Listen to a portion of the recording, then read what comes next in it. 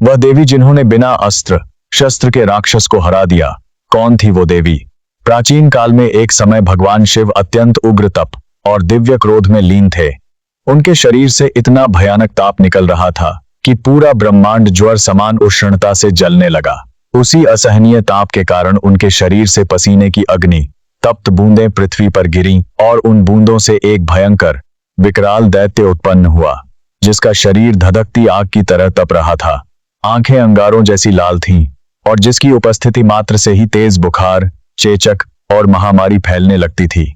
उस असुर का नाम था ज्वरासुर, जो शिव के ज्वलंत ताप से जन्मा होने के कारण अत्यंत शक्तिशाली और अजेय था। वह जहां भी जाता लोग ज्वर से तड़पने लगते, बच्चे बीमार पड़ जाते, गांव के गांव उजड़ जाते और देवता भी उसे रोक नहीं पा रहे थे, क्योंकि वह स्वयं महादेव के ताप से उत्पन्न हुआ था। तीनों लोकों में हाहाकार मच गया।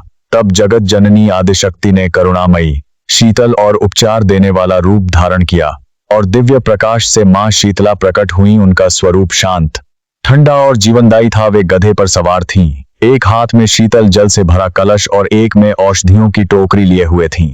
जब माता शीतला धरती पर उतरी तब उन्होंने अपने कलश के पवित्र जल में नीम के पत्ते डालकर उसे दिव्य औषधि बना दिया।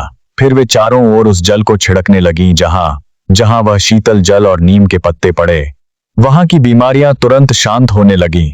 ज्वर से तड़पते लोग राहत पाने लगे और बच्चों का बुखार उतर गया। ज्वरासुर भी उस शीतल प्रभाव को सहन नहीं कर पाया।